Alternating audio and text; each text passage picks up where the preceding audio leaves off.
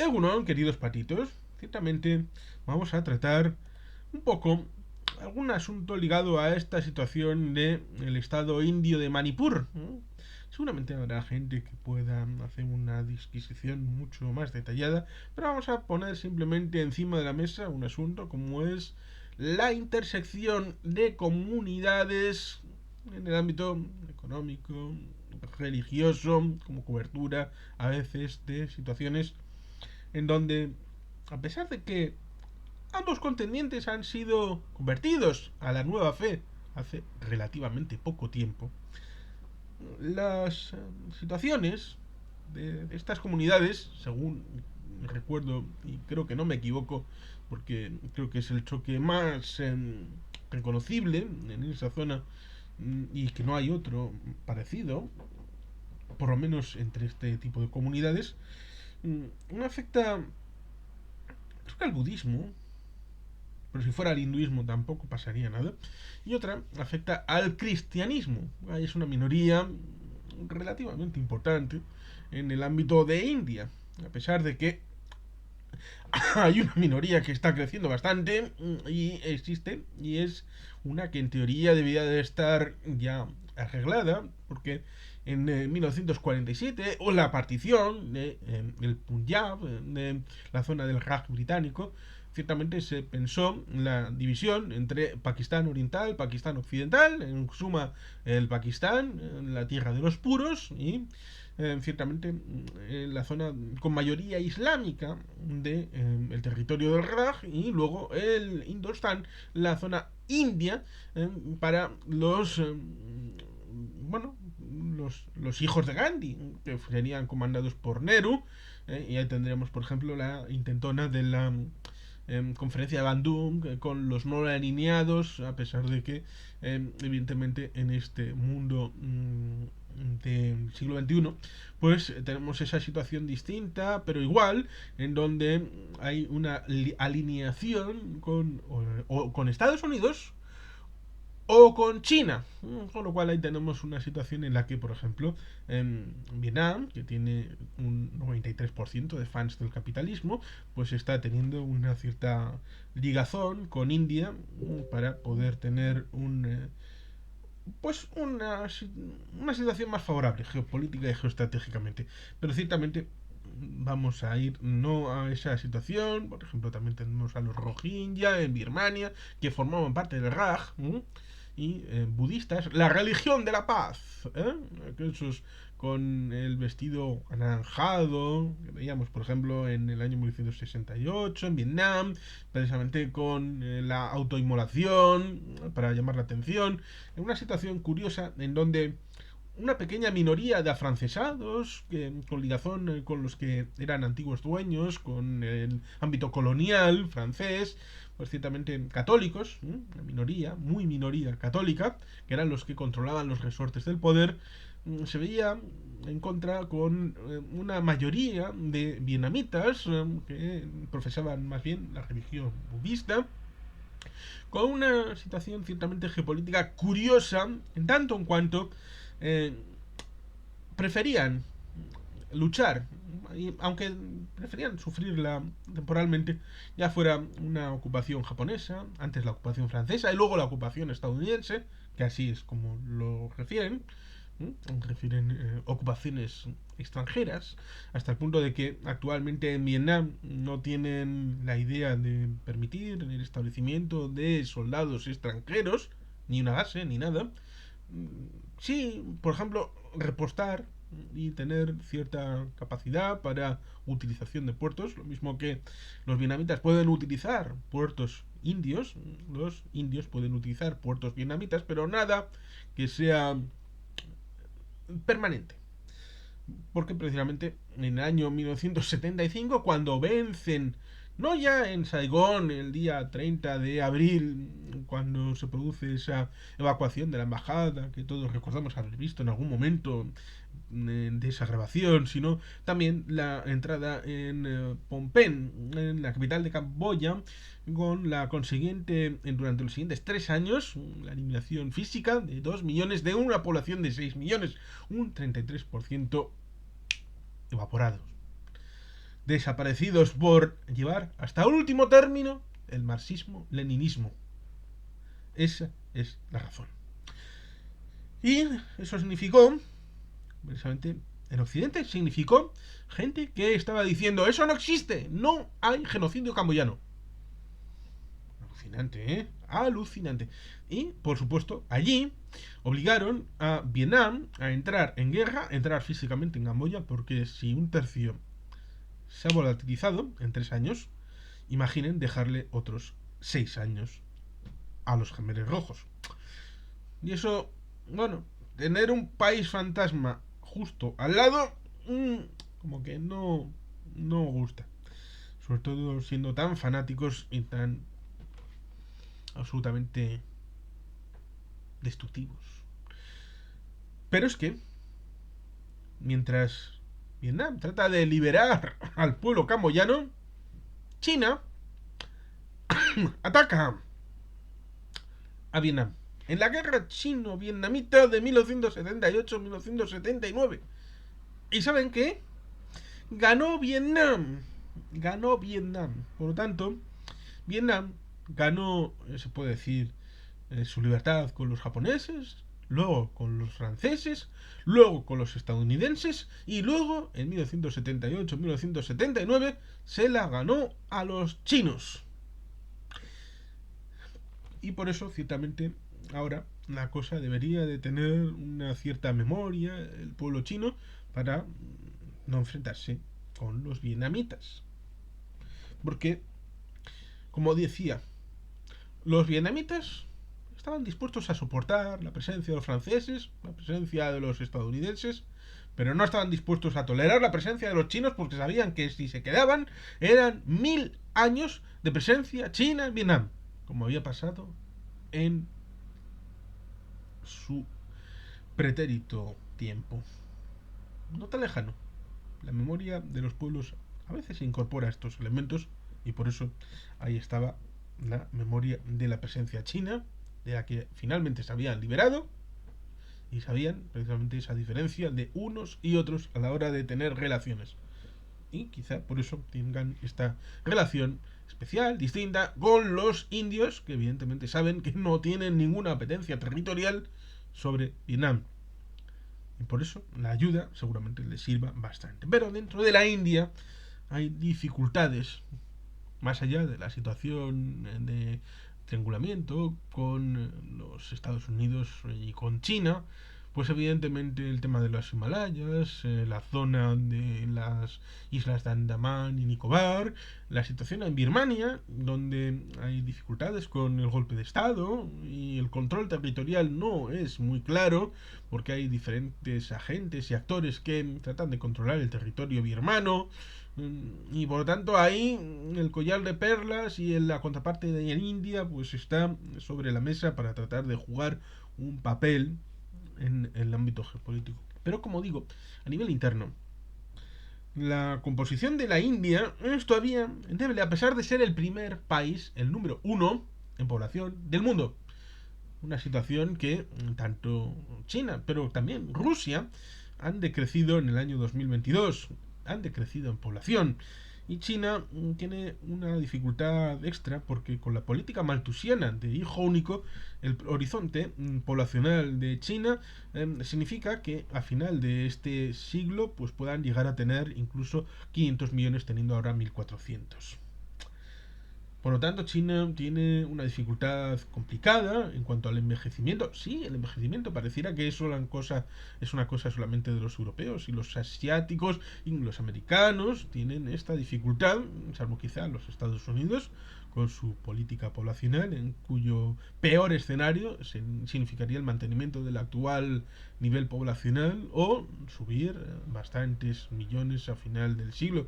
Pero todos estos son proyecciones y pueden pasar un montón de cosas y situaciones que lo cambien. Por ejemplo, esta situación en este territorio de India, en donde hay dos comunidades. Una que está en los cerros, podríamos decirlo, en la zona más elevada, viven allí, y otra que vive en la zona del valle, la hondonada.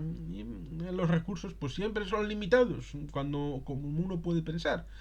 Podemos ver en la situación en la zona meridional del Sáhara, en presente África, la diferente disposición que tiene un ganadero de un agricultor, la diferente gestión de los recursos, el agua y otros elementos, precisamente se gestionan distinto, como también vimos, por ejemplo, en el lejano oeste, hay películas que también tienen que ver como horizontes de grandeza que está comentada en este canal.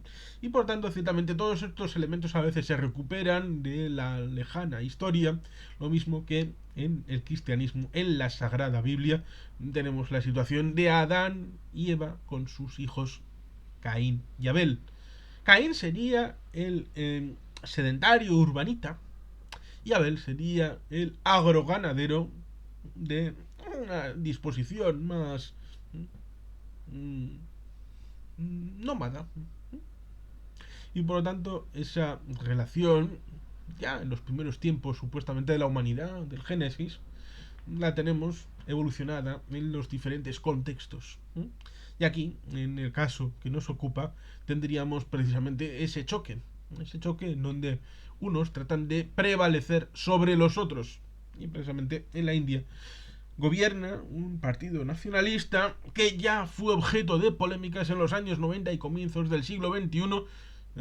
Creo que era la mezquita de Ayodhya, a la hora de tratar de disminuir la influencia del Islam y tratar de volver a sacar de las catacumbas una religión de combate, sea hinduista, incluso tomando en parte al budismo, para tratar de frenar estas religiones extranjerizantes, especialmente el Islam, que es la fórmula que tiene Pakistán, de sentirse precisamente desde el propio elemento identitario, a pesar de que un poco como pasaba en Turquía, el ejército es el garante de la secularidad y de la estructura, de la forma de vehiculizar el ser de un Pakistán que está en horas muy bajas en muchos ámbitos y parece que es un estado fallido, por lo menos en este año 2023, como diría mi amigo Mariano López de Miguel en varias de sus intervenciones en Bellum Martis. Y por tanto, ciertamente, ¿quién soy yo para llevarle la contraria a mi querido amigo, sobre todo teniendo unos poderosos argumentos sobre la realidad de Pakistán? Pakistán Oriental fue independizada en 1970-1971, salvándola precisamente de un genocidio propiciatorio del cual el señor Bhutto padre, intentó el proyecto de arma nuclear pakistaní en el año 71-72. La bomba islámica. Tenemos un libro comentado en el canal que parte de esa premisa y por lo tanto es un asunto que está ahí sobre el tapete en la parte de la memoria. Y todo esto del Islam, pues ciertamente a través de Pakistán, pues tiene que ver con esta realidad en donde las diferentes religiones tienen su dificultad. En este conflicto pequeño no está el Islam, pero el cristianismo viene a ser un poco la religión del libro, ya sean los judíos, el islam, el cristianismo, a veces son percibidos como parte de un ámbito global similar. Al fin y al cabo, el Señor Jesús aparece más veces mencionado en el Sagrado Corán que el profeta Muhammad, y es un personaje importante en el Corán, en la versión 3.0 del mismo libro, cuya 2.0 es la Biblia y el 1.0 es la Torá.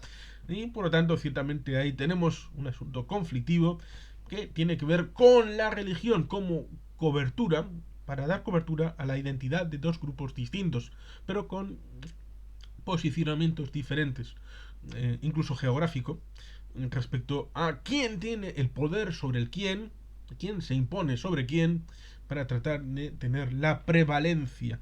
Y por eso ciertamente ahí tenemos esa situación complicada en el mes de junio, que al menos 2 civiles heridos durante una nueva noche de caos en el estado indio de Manipur. Al menos 2 civiles resultaron heridos, durante una nueva noche de violencia en el estado indio de Manipur, escenario a principios del mes anterior de una ola de violencia intercomunitaria que se saldó con entre 60 y un centenar de muertos, dependiendo de diversas fuentes. Por tanto, es una situación complicada, continuada. A ver si es posible atemperar, pero es complicado, porque los últimos incidentes a los que da lugar la noticia comenzaron en torno a las 21:45 de la noche del viernes, en las localidades de Quokka, Kangbai e Impal, donde fueron registrados los heridos, cuyos residentes escucharon en torno a 400 o 500 disparos a lo largo de la noche. Las fuerzas de seguridad informaron además de múltiples incidentes de acumulación de turbas e intentos de vandalismo e incendios a propiedades de responsables del partido del gobierno indio, el Partido Popular Indio, el Bharatiya Janata o BJP. Recordemos que el partido de Bhutto, que en paz descanse, los dos, tanto padre como hija, era el Partido Popular de Pakistán. Mismo nombre, distinto concepto para dos sociedades que están la espalda la una contra la otra. En este caso me refiero la pakistaní y la hindú. Por aquí estamos con esta situación en el estado de Manipur.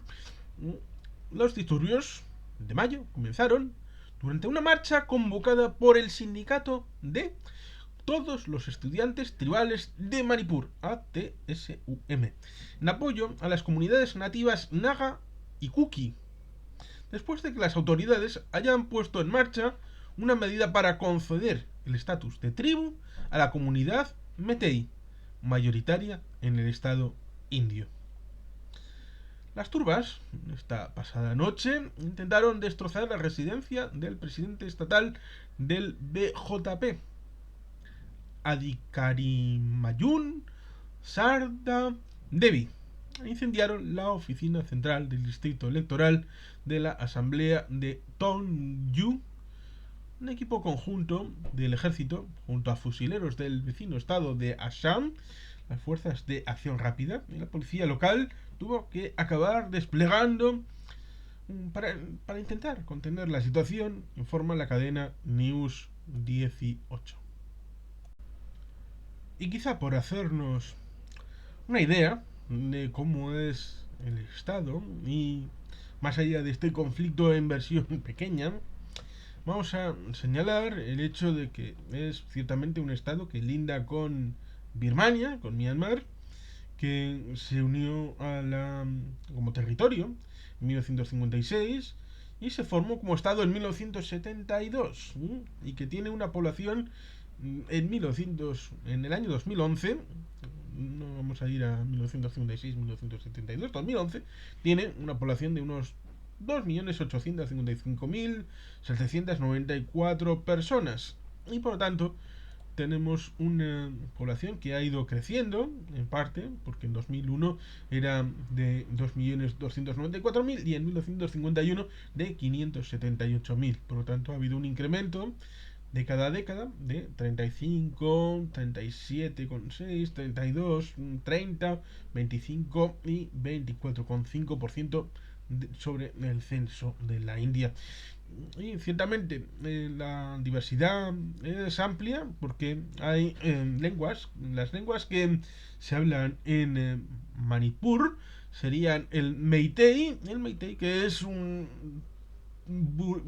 tibetano burma, es decir, birmano tibetano, una lengua propia. Luego tienen el Tadou, que es un sino-tibetano, y el Tangkhul, que es otro sino-tibetano, y ciertamente el Poula, que es Angami Pochuri, y por supuesto pues nepalí y otras circunstancias, incluso un 1,07 habla bengalí, pero el tema religioso sería un poco la madre del cordero, porque en 2011 El hinduismo estaría con un 41,39% de la población y el cristianismo estaría en un 41,29%. Por tanto, creo que me he equivocado y pido disculpas por ello. Sería un choque entre el hinduismo y el cristianismo. El hinduismo serían los que controlan la parte de arriba y el cristianismo la parte de abajo. Parece que me he equivocado en hablar del budismo, pero todos estos, pues evidentemente, no son sino eh, una situación de conversión no muy lejana y por tanto, incluso precisamente eh, es la mayoría, el cristianismo, en áreas rurales con más del 53%. Y resulta curioso pues porque en algunas zonas predominan en las colinas y que fue llevado por misioneros protestantes en el siglo XIX. Y en el siglo XX unas cuantas escuelas cristianas fueron establecidas, introduciendo educación tipo occidental. Y por lo tanto, bueno, pues eh, ahí tenemos elementos también para el conflicto. Elementos muy importantes en donde pues esperemos que los conflictos en esta situación en donde la complicación es amplia, es grande, pues esperemos que haya la posibilidad, a pesar de que el partido en el gobierno trate de incidir sobre ciertas señas y sea complicado que sea convertido en diplomático y en resolución de conflictos, pero nunca se sabe y el futuro no está escrito. Se puede cambiar. Y para eso se debería buscar opciones para la paz en este lugar, en este estado indio de Manipur. Y sin más, queridos patitos, vamos a dejarlo aquí. Es que ricasco, agur berobat, Betty Gelpian.